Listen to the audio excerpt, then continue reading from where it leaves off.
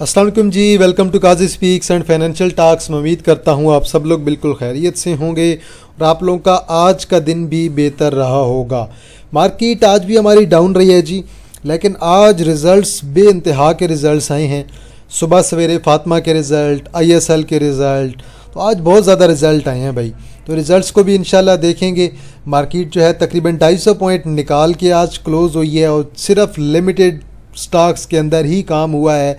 Overall अगर net हम देखें तो सारी की सारी मार्केट आज हमारी डाउन रही है। कुछ लिमिटेड आपके 4-5 स्टॉक्स होंगे जिनने परफॉर्म किया है, बाकी आपके सारे के सारे स्टॉक्स मुकम्मल तौर पे आज आपके डाउन रहे हैं।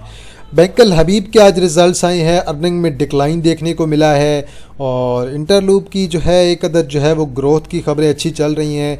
बैंकल हबीब के अगर आप रिजल्ट्स देखें तो इस क्वार्टर की EPS 7.31 और ₹3.5 का डिविडेंड है। अगर आप हाफ ईयर को कंपेयर करेंगे तो देन मार्कअप जो इंटरेस्ट है जो अर्नड है उसमें अच्छा खासा डिक्लाइन देखने को मिला है और देन जो इंटरेस्ट के एक्सपेंस हैं उसमें 8% का डिक्लाइन है।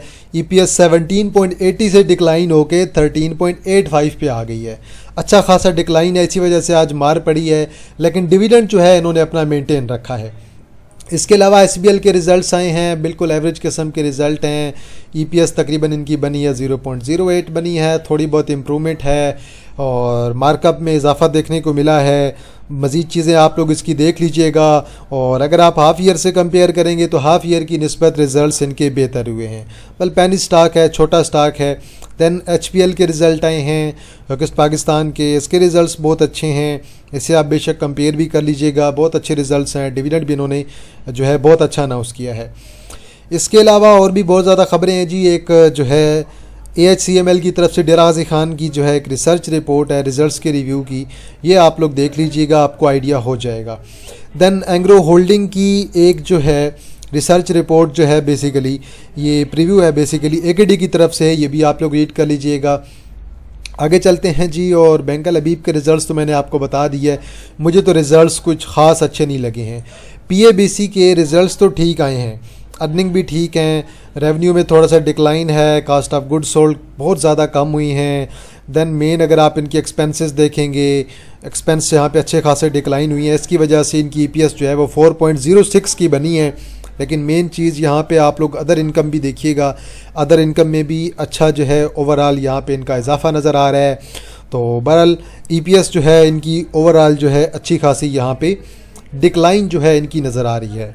तो बल सेल्स बहुत कम हुई हैं, जितनी सेल्स कम हुई हैं और कास्ट ऑफ गुड्स सोल्ड उस लिहाज से कम नहीं हुई हैं, तो इस वजह से PABC को भी आज मार पड़ी है। हाफ ईयर पे अच्छा खासा डिक्लाइन है, आप यहाँ पे देखें EPS 10.78 से कम होकर 7.91 पे आ गई है।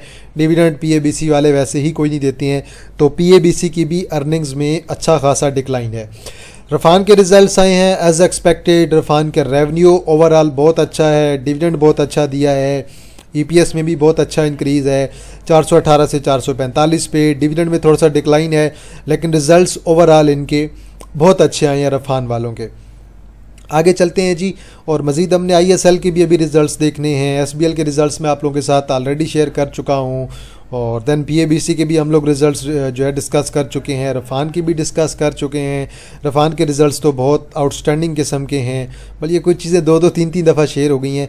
देन फर्टिलाइज़र की ऑफ टेक का डेटा आया है और पहले नंबर पे आपका जो है वो FFC एज एक्सपेक्टेड, FFC आपका जो है लीड कर रहा है। देन एक नया जो IPO है आपके पास, agro processor and atmospheric gases limited APAG का IPO आपका मार्केट में आ गया है और मार्केट में आने वाला है, बल्कि 20 से 28 अगस्त आपकी रजिस्ट्रेशन ओपन है और आप लोग इसमें अप्लाई कर सकते हैं, ये आप लोग देख लीजिएगा। और नीचे मेरे ख्याल में इसकी जो बुक बिल्डिंग है वो 27 से 28 तारीख को होगी। तो बहरहाल अगर कोई बुक बिल्डिंग में हिस्सा लेना चाहता है ले सकता है। मुझे तो यार ये और प्राइस लग रहा है, बहुत ऊपर लग रहा है। लेट्स सी, देखते हैं।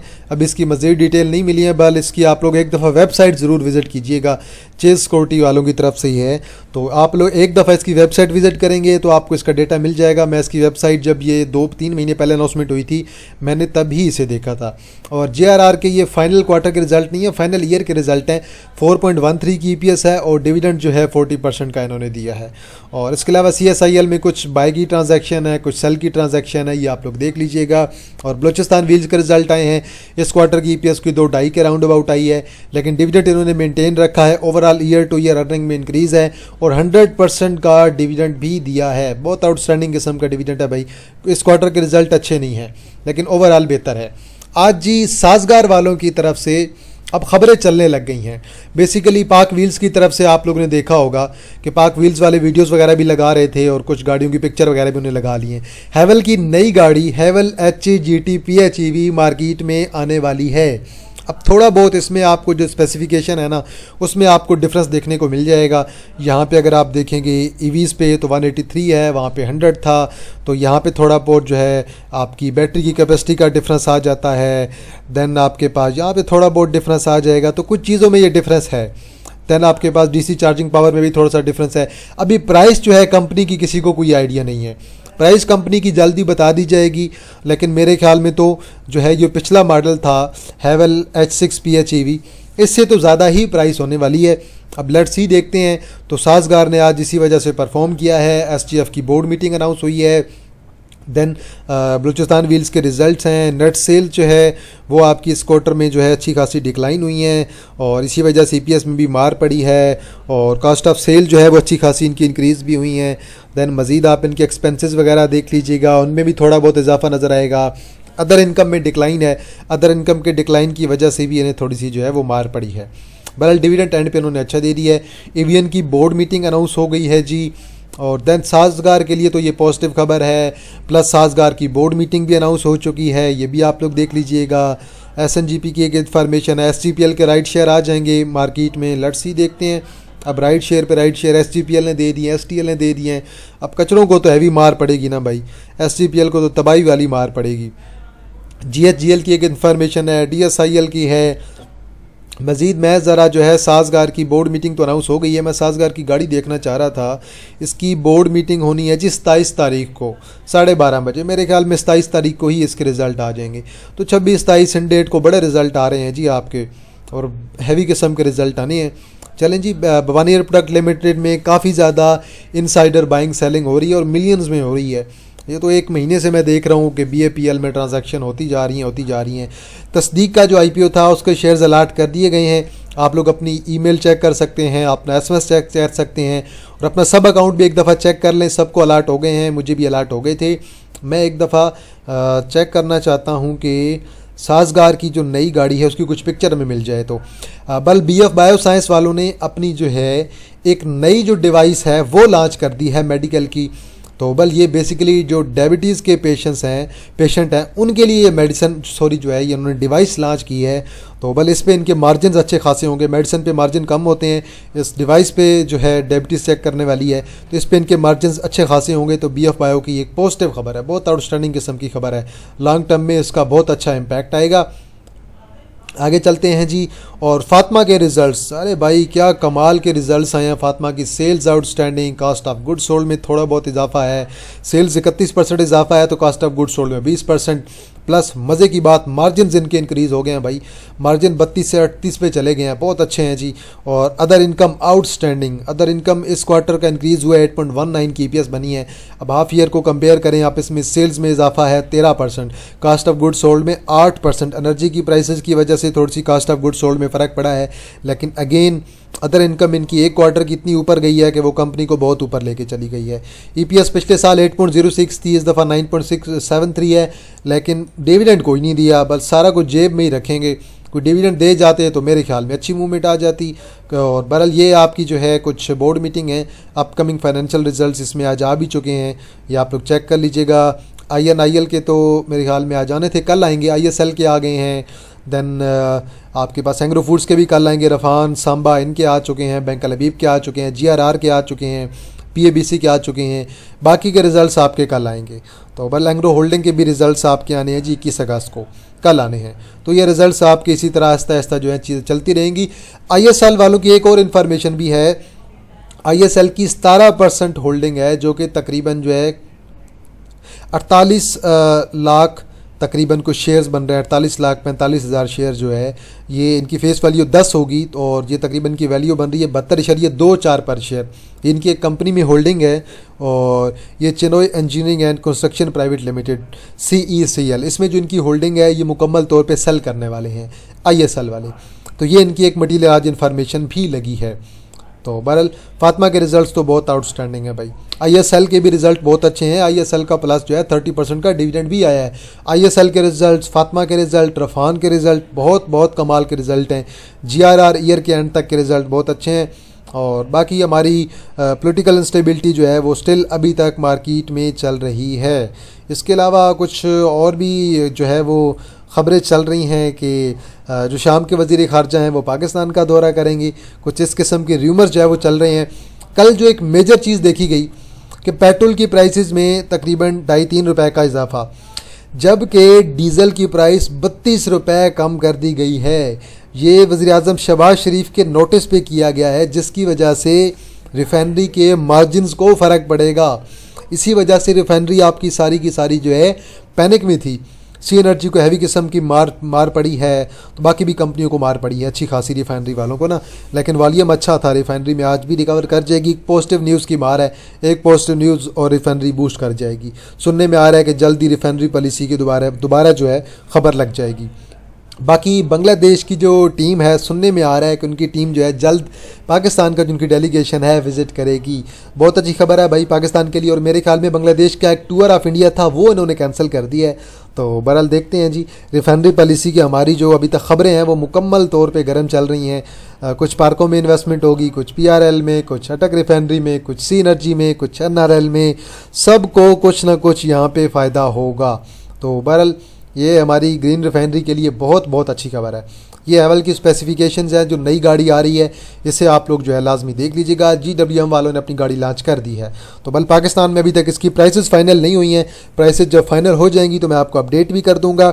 और क्रूड ऑयल की प्राइसेस रेगुलर बेस पे ऊपर जा रही हैं भाई, लगता है 100 इन्होंने जल्द क्रॉस कर जाना है।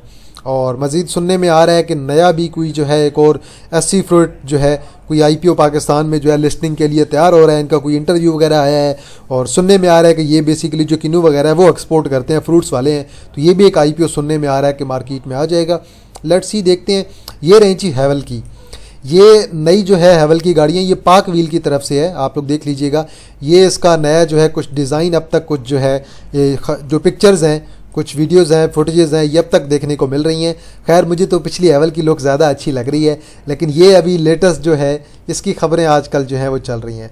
और बहरहाल 30 से 32 रुपये जो थी वो कम कर दी गई हैं डीज़ल की प्राइसेस, वो आप लोगों ने ऑलरेडी देख लिया होगा। उसी की वजह से मार्केट आज हमारी पैनिक में भी रही है। तो चलें जी आगे चलते हैं। यही इन्फॉर्मेशन है, यही खबरें हैं और कोई खबरें नहीं हैं। ये सारी की सारी खबरें, अभी इमरान खान साहब का मामला अभी तक रुका हुआ है। अब लेट्स सी देखते हैं। स्टेट ने, गवर्नमेंट ने जो है अदालत में जानने का जो है सोच लिया है कि अदालत में जाएंगे उनके खिलाफ। बल मैं इस पर बात नहीं करना चाहता, अल्लाह ताला जो करेगा बेहतर करेगा।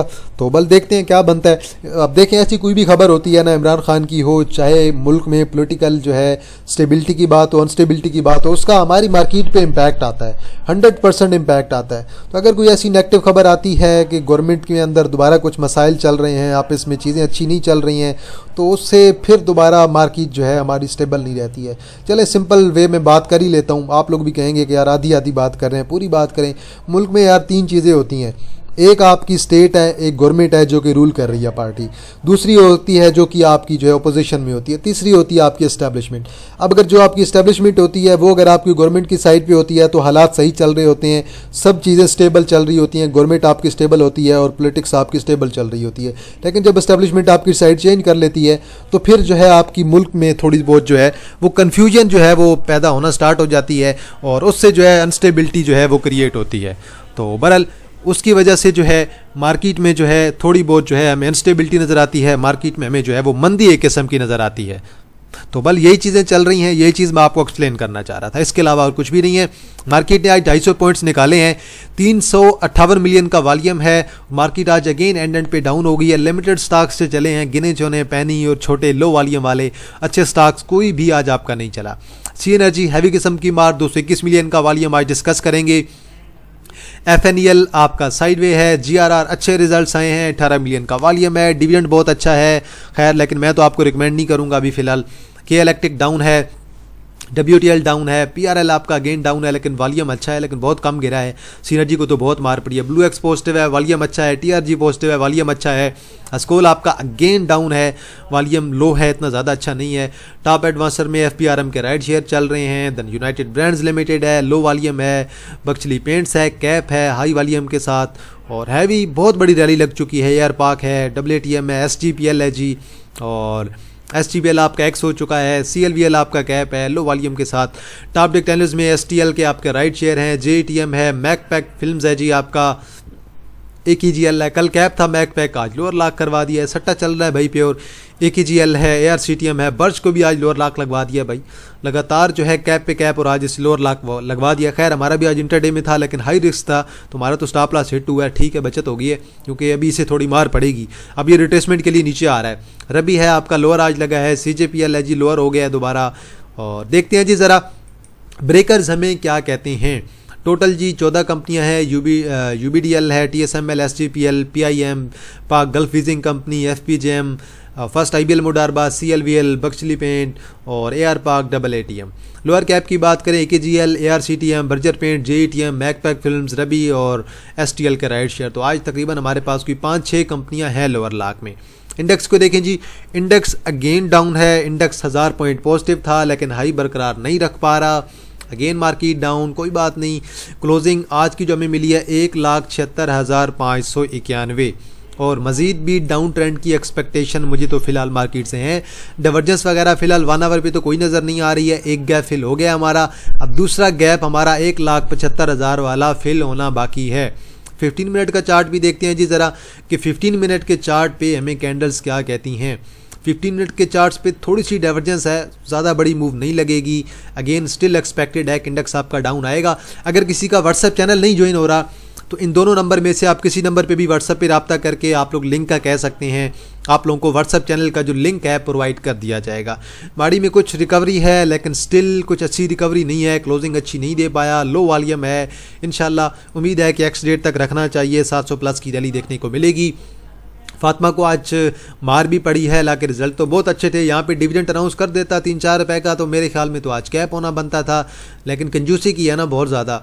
अरब हबीब ग्रुप ने भी बड़ी कंजूसी की है कसम से, तो डिविडेंड देना बनता था यहाँ पे। खैर उनकी अपनी पॉलिसी होगी कंपनी की, उन्होंने क्यों नहीं दिया, किस बेस पे नहीं दिया, वो चीज़ हम फिलहाल फाइनल नहीं कर सकते हैं कि उन्होंने क्यों डिविडेंड नहीं दिया। बल ओवरऑल फिलहाल AKD की रिपोर्ट जो मैंने आप लोगों को पहले दिखाई है वो अगर आप लोग देखी हो तो उसके मुताबिक जो है इन्होंने बताया हुआ है कि 176 का जो टारगेट है वो AKD का है, और लॉन्ग टर्म में उनका टारगेट 176 का है जो कि मेंटेन है। खैर मेरे ख्याल से भी ये लॉन्ग टर्म में 175 से 180 कर सकता है और इसे नीचे का लेवल ब्रेक नहीं करना चाहिए। खैर मैंने जब साल एक पहले इस पर बात की थी या 5-6 महीने पहले, तब भी मैंने आपको ये कहा था, तब ये इस प्राइस पे कहीं था, यहाँ पे कहीं था, ऐसे मार पड़ रही थी। तब जब मैंने वीडियो बनाई थी तब मैंने आपको इसके बारे में यही बताया था कि अदर इनकम पे बहुत ज़्यादा फोकस कर रहे हैं। फातिमा वाले अदर इनकम पे इतना फोकस कर रहे हैं कि आज इनके रिजल्ट्स में देखें, रिजल्ट्स में तो आधी इनकी अर्निंग जो है वो अदर इनकम से आई है, तो अदर इनकम को बहुत फोकस कर रहे हैं। प्लस इन्हें भी सस्ती गैस मिल रही है माड़ी से, तो ये भी आपके बेनिफिशरी हैं। तो बल ये फ्यूचर में आपका आउट परफॉर्म कर सकता है, लेकिन मैं फिलहाल इसे लेना पसंद नहीं करूँगा। वेट करूँगा 150 पे आता है, 140 पे आता है तो फिर इसे मैं लेना पसंद करूँगा। फिलहाल FFC जब मुझे अच्छे लेवल पर मिल रहा है तो मैं फातिमा को ज़्यादा प्रेफर नहीं करूंगा क्योंकि FFC ऑलरेडी डिस्काउंटेड प्राइस पे है। PPL अगेन आज भी वॉल्यूम अच्छा पड़ा है, आज भी रिकवरी दी है। इंशाल्लाह मेरे ख्याल में तो 250 की तरफ ही आपका जाएगा। इंशाल्लाह रिजल्ट्स का भी वेट कर सकते हैं, कोई मसला नहीं है। GRR के इस क्वार्टर की EPS आई है 0.61, साल की EPL बनी है, EPS बनी है 4.13, 40% का डिविडेंड है। साल में जो कमाया है 90% प्लस आपको डिविडेंड की सूरत में शेयर कर दिया है। अब इसकी जो एक्स डेट होगी, एक्स डेट से पहले आप लोगों ने एग्जिट करना है चाहे जिस प्राइस पे हो, क्योंकि प्रोजेक्ट अभी ऑलमोस्ट GRR का ख़त्म होने वाला है। तो बहरहाल BF बायो की आज जो खबर लगी है बहुत अच्छी खबर है भाई लॉन्ग टर्म में, और मेरे ख्याल में इस न्यूज़ से हमें जो है एक पॉजिटिव मोमेंटम फ्यूचर में देखने को मिलेगा। पर मेरा स्टैंस सेम है बाय का, आप लोग इसे लॉन्ग टर्म में रख सकते हैं। यही शेयर आपका इंशाल्लाह अगर आपको दोबारा मिलता है नीचे 134 तक मिल जाता है, 130 तक मिलता है, ज़रूर बाय कर सकते हैं। 150 और देन 160 की तरफ ये शेयर आपका जाएगा। लॉन्ग टर्म में 180 190 भी पॉसिबल है। रिजल्ट्स इंशाल्लाह BF बायोसाइंस के अच्छे आने चाहिए। ISL इतने अच्छे रिजल्ट्स, अर्निंग ऑलमोस्ट इनकी डबल से ज़्यादा हो गई गई हैं, 8.44 की EPS, 30% का डिविडेंड। अब आप ज़रा पिछले साल के इनके रिज़ल्ट देखें ना कि पिछले साल के इनके रिज़ल्ट क्या थे। पिछले साल 3.58 और इस दफ़ा 8.44। अरे भाई 100% से भी ज़्यादा रिजल्ट, इसके बावजूद आज इसे मार पड़ी है। खैर मैं तो अपना बायस स्टैंस यहाँ पे आप लोगों को कहूँगा कि मेंटेन रखें। खैर पैटर्न को देखें ना, पैटर्न के लिहाज से अगर ये आपको नीचे मिल भी जाता है, नीचे जाना इसका बनता नहीं है इतना, ये आपको इस लेवल की तरफ जाए, आपको 85 तक मिले। अगर मिल जाता है तो बाय का स्टैंस बरकरार रखें। इंशाल्लाह इस शेयर ने आपका 100 प्लस भी करना है, 110-15 की तरफ जाना है और सिक्लिकल सेक्टर है, लेकिन अगला ईयर मुझे इसका ISL का और अच्छा नज़र आ रहा है। बैंक अल हबीब के रिजल्ट्स में डिक्लाइन है। बैंक अल हबीब में किसी को रिकमेंड ही नहीं करता जब तक ये आपका 150 के लेवल तक ना आए। मेरी रिकमेंडेशन बैंक अल फलाह है, मेरी रिकमेंडेशन MCB है, मेरी रिकमेंडेशन मीज़ान बैंक है, UBL है और फैसल बैंक भी ज़रूर कहूँगा क्योंकि शरिया है, लेकिन मैं बैंक अल फलाह को नॉन शरिया में ज़्यादा मुझे अच्छा लग रहा है, उसे भी आप प्रेफर कर सकते हैं। बैंक ऑफ पंजाब है, वो भी बहुत अच्छा है, उन बैंक्स की तरफ आप जा सकते हैं। बल रिजल्ट्स में ओवरऑल सॉलिड किस्म का डिक्लाइन है। सी एनर्जी पे हमने जब बात की थी पिछली दफ़ा, मैंने आपको ये टारगेट बताया था, अगर आप लोगों को याद हो, ये मैंने मंथली चार्ट पे आप लोगों को बताया था कि यहाँ तक जाएगा, यहाँ पे जाके रिट्रेस करेगा, रिट्रेस करने के बाद फिर ऊपर की तरफ निकलेगा। अभी एग्जैक्ट इसी लेवल पे मार पड़ना स्टार्ट हुई है। अभी वेट करना ज़रूरी है 1-2 कैंडल का, देखें कहाँ तक आता है, 12 तक आता है, 11 तक आता है। फिलहाल तो देखें ना, ये फुल हैवी किस्म का ब्लड बार चल रहा है और एक्सट्रीम किस्म की सेलिंग चल रही है, हैवी सेलिंग है। एक डाइवर्जेंस भी हमें नज़र आ रही है जो कि हिडन बुलिश डाइवर्जेंस क्रिएट हो रही है। तो बल थोड़ा सा सब्र कर लें 1-2 दिन, ज़रा शेयर को सेटल हो लेने दें। अगर कोई एंट्री मार्केट रेट पे लेना चाहते हैं तो मार्केट रेट पे एंट्री ले सकते हैं, फिर आपको थोड़ा वेट करना पड़ेगा 12 पे और 11 पे, वहाँ पे आप लोग ओट गैर कर सकते हैं। लेकिन चांसेस होंगे कि फ्यूचर में दोबारा ये 16 प्लस की तरफ जाएगा और एक और जो लॉन्ग का टारगेट हो सकता है वो 20 का हो सकता है, अगर रिफाइनरी पॉलिसी वाली चीज़ें सारी मुकम्मल तौर पे ठीक रहती हैं तो। SBL के रिजल्ट हैं ठीक है, एवरेज रिजल्ट हैं, हाफ ईयर में थोड़ा बहुत इजाफा है, लेकिन ठीक है, नीचे आएगा कम अज़ कम 13 तक तो आएगा, वहाँ से जाके मे भी कुछ वॉल्यूम हमें देखने को मिलेगा। PABC के रिजल्ट्स में डिक्लाइन है, तकरीबन 10 से इनकी EPS डिक्लाइन हुई है और अच्छी खासी मार भी पड़ी है। 10 यार ये 7-8 से अर्निंग डिक्लाइन हो गए, तकरीबन 7.91 पे आ गई है, तकरीबन 40-50% प्लस का डिक्लाइन है। अब ये नीचे आएगा, लेट्स सी, देखते हैं 95 तक आता है, 90 तक आता है, वहीं से दोबारा ये रिवर्सल देगा। बल इसमें मोमेंटम बहुत ज़्यादा है, गेन बहुत ज़्यादा है। अगर ये आपको 90 या उससे थोड़ा बहुत नीचे मिल जाता है, आप लोग इसे कंसिडर कर सकते हैं। अगले क्वार्टर में इंशाल्लाह रिजल्ट्स इंप्रूव हो जाएंगे। रफान के रिजल्ट आए हैं, डिविडेंड आउटस्टैंडिंग, रिजल्ट्स आउटस्टैंडिंग, बहुत कमाल के रिजल्ट हैं एज एक्सपेक्टेड। रेगुलर बेस पे इनके रिजल्ट इंप्रूव हो रहे हैं, 220 से 225 पे EPS चली गई है। अर्निंग्स बहुत सॉलिड किस्म का इंक्रीज़ है भाई, मैं आपको पहले इसकी रिपोर्ट ही मैंने देख के बताई थी। बल ये आपका लॉन्ग टर्म का ही शेयर है। खैर इंडिविजुअल के तो बस की बात ही नहीं है ऐसे बाय करने, इंडिविजुअल बेचारा क्या ही बाय करेगा। साजगार की जैसे ही हेवल की खबर लगी है नई गाड़ी की, हेवल आज तकरीबन आपका साजगार हेवल की वजह से 135 रुपये ऐड कर गया, 7.5 रुपये पॉजिटिव। हमारे जो नीचे के लेवल थे उन लेवल्स पे नहीं आया, लेकिन कोई बात नहीं, दोबारा आपको नीचे मिल जाएगा। अभी तो वो गाड़ी अनाउंस हुई है ना, अभी आपके फाइनल ईयर के रिजल्ट आएंगे, फाइनल ईयर के रिजल्ट के बाद शायद थोड़ी सी इसे मार पड़े, फिर आप इसे दोबारा रखेंगे, अभी भी ले सकते हैं, कोई मसला नहीं है। लॉन्ग टर्म का मोमेंटम है आपका, लॉन्ग टर्म का शेयर है, दोबारा 2200-2300 करेगा। तो बहरहाल इंशाल्लाह इसने दोबारा भी परफॉर्म करना है। कैंडल इसकी अच्छी बन रही है, वॉल्यूम भी आज अच्छा आया, कुछ इंप्रूवमेंट देखने को मिली है, प्लस रिजल्ट्स इसके आने हैं और रिजल्ट अच्छे आने हैं, प्लस गाड़ी की जो खबर है उसकी वजह से सेल्स में दोबारा आप लोगों को इंप्रूवमेंट देखने को मिलेगी। अब जो पिछले माह की सेल नहीं आई थी ना गाड़ी की, वो इस वजह से नहीं आई थी क्योंकि इनकी नई गाड़ी आनी थी। जब भी कोई नई गाड़ी आती है तो लोग इंतज़ार में होते हैं कि भाई नई गाड़ी लेंगे। जैसे आईफोन यूज़र होते हैं ना, आईफोन यूज़र जैसे ही कोई नया मोबाइल आईफोन का नया आता है ना, जैसे 16 आता है, 17 आता है, 18 आता है, वो पिछला मोबाइल बेच के नया मोबाइल ले लेते हैं। तो बल यहाँ भी कुछ ऐसा ही हुआ है। बलूचिस्तान व्हील्स के रिजल्ट आए हैं, ईयर टू ईयर इंक्रीज़ है, 100% का डिविडेंड है, साल में 20 रुपये का डिविडेंड दे रहे हैं, तकरीबन आपकी जो है 8-9% की डिविडेंड यील्ड भी बन रही है, अच्छी यील्ड बन रही है, 225 पे क्लोज हुआ है। लेट्स सी, देखिएगा एक्स के बाद इसे लीजिएगा अगले साल के लिए, अभी तो मैं रिकमेंड नहीं करूँगा आपको। और गैल के बारे में भाई कह रहे थे, गैल यार अभी अपने बिल्कुल ट्रेंड लाइन वाले एक लेवल पे आ रहा है। अब इस ट्रेंड लाइन के लेवल पे से रुकना बड़ा ज़रूरी है, इसका 600 को ब्रेक नहीं करना चाहिए। 600 पे अगर रुक जाता है तो ये बहुत अच्छी बात होगी और देन यहीं से रिवर्सल देगा, रिजल्ट्स अच्छे आएंगे, ये मैं आपको पहले बता सकता हूँ। रिजल्ट्स आपने देखे थे पिछले क्वार्टर की अगर 34 थी तो इस दफ़ा भी 30-35 की ईपीएस इनकी आनी चाहिए, और डिविडेंड में भी पिछली दफ़ा 10 का था तो इस दफ़ा 12-14 का कर दें, 15 का कर दें, लेकिन 15 से ज़्यादा मुझे तो नहीं लग रहा ये दें। बल रिजल्ट्स अच्छे आने हैं, गैल के भी अच्छे आने हैं, GHNI के भी रिजल्ट्स अच्छे आने हैं। बस शेयर आपका बहुत ऊपर निकल चुका है, ओवर प्राइस बेशक हो चुका है, लेकिन फ़िलहाल आपकी RSI MACD अगर आप इसे चेक करेंगे मंथली बेस पे तो वो सारी चीज़ें आपको यही बताएंगी कि शेयर आपका जो है फ़िलहाल स्टिल आपका बुल रन में ही चल रहा है, क्योंकि अभी तक हमारी RSI वगैरह MACD वगैरह ब्रस्ट नहीं हुई है। तो जब तक बबल इसका फटेगा नहीं तब तक ये आपका मोमेंटम मेंटेन रखेगा। बिल्कुल यही ट्रेंड लाइन है, यहाँ से ये लेवल 600 का ब्रेक नहीं होना चाहिए। 600 का लेवल अगर ब्रेक नहीं करता है तो बहुत अच्छी बात है, रिकवरी होगी तो देन आपको 30-40 रुपए की रिकवरी आराम से यहाँ भी मिल जाएगी। बाकी आप बेशक इसका 15 मिनट का चार्ट देखेंगे आपको थोड़ी सी डाइवर्जेंस भी नज़र आएगी, जो कि आपको 30 मिनट के चार्ट पे भी मेरे ख्याल में नज़र आ जाएगी। इकोप बहुत अच्छे लेवल पे है, इकोप के अगले माह के एंड पे रिजल्ट्स आने हैं, इसे एक्यूमुलेट किया जा सकता है। अभी तक तो बल ये 47-48 पे आता है, यहीं से दोबारा वापस चला जाता है 51 तक, और बस 2-2.5 रुपए की ट्रेड इसमें जो है आजकल हो रही है। लेकिन अगर ये नीचे 44-45 के लेवल पे आता है तो वहाँ से रिवर्सल एक अच्छा एक्सपेक्टेड होगा। बट रिजल्ट्स इसके बेहतर आने चाहिए और मे भी कोई डिविडेंड वगैरह भी अनाउंस हो जाए। डिविडेंड पिछले साल मेरे ख्याल में 30 का था या 20 का था, 20% का था, इस दफ़ा मे भी कुछ डिविडेंड में इजाफा देखने को मिल सकता है। बल इसे भी आप लोग लाजमी जो है इकोप को नज़र में रख सकते हैं। थोड़ा बहुत अगर डाउन मिलता है तो आप लोग बेशक इसे जो है बाय कर सकते हैं। क्रूड ऑयल आपका पहुंच गया है तकरीबन 86.6 पे, आज तकरीबन 3% के राउंड अबाउट पॉजिटिव है, और आज डॉलर में अगर आप मैं आपको बताऊं तो +2.28%, $+2.28, जो कि रेगुलर बेस पे क्रूड ऑयल आपका ऊपर जा रहा है। भले ईरान USA की तरफ से खबरें कोई अच्छी नहीं आ रही हैं, और सुनने में यह आ रहा है कि ट्रंप साहब ने धमकी भी दी हुई है कि वो ईरान पे बहुत ज़्यादा जो है वो रिस्ट्रिक्शंस भी लगा सकते हैं, जिसकी वजह से क्रूड ऑयल आपका मुकम्मल तौर पे ऊपर जा रहा है। तो चलें जी, देखते हैं क्या बनता है। बल रिफाइनरी पे काम करना चाहिए आप लोगों को, रिफाइनरी में अच्छा मोमेंटम है, कोई पॉजिटिव न्यूज़ लगेगी तो रिफाइनरी आपकी दोबारा बूस्ट कर सकती है। बल कल तो रिफाइनरी में आपके म्यूचुअल फंड्स वगैरह ने और फॉरेन वगैरह ने सही खुल के सेलिंग की थी। आज देखते हैं लेट्स सी रिफाइनरी में आज किसने बाइंग की है, किसने सेलिंग की है। तो चलें जी, आज के लिए इतना है जी। मार्केट पे नज़र रखें, 1,75,000 आपके एक आइडियल सपोर्ट के तौर पे वर्क कर सकती है। तो अगर कोई शेयर हुआ जिस पे एनालिसिस करना हुआ आप लोगों ने कमेंट सेक्शन में ज़रूर बताना है। वीडियो को लाजमी लाइक कर दें, बेल आइकन को प्रेस कर दें और वीडियो को शेयर करना मत भूलिएगा। तो चलें जी, इंशाल्लाह जी आप लोगों के साथ दोबारा मुलाकात होगी एक नई वीडियो के साथ। तब तक आप लोग अपना ख्याल रखिएगा। अल्लाह हाफिज़, फ़ी अमान अल्लाह।